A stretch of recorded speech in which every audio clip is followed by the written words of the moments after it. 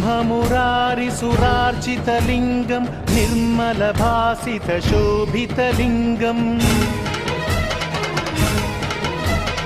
जन्मज दुःखविनाशकलिङ्गं तत्प्रणमामि सदा शिवलिङ्गम्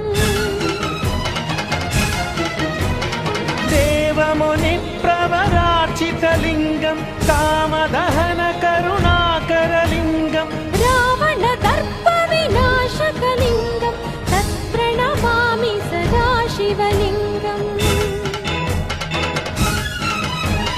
सर्वसुगन्धसुलेपितलिङ्गं बुद्धिविवर्धनकारणलिङ्गम्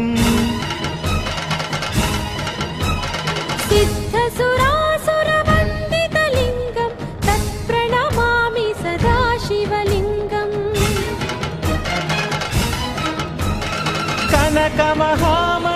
कनकमहामणिभूषितलिङ्गं फणिपतिवेष्टितशोभितलिङ्गम् दक्षसुयत्नविनाशनलिङ्गं तत्प्रणमामि सदा शिवलिङ्गम् कुङ्कुमचन्दनलेपितलिङ्गं पङ्कजहारसुशोभितलिङ्गम्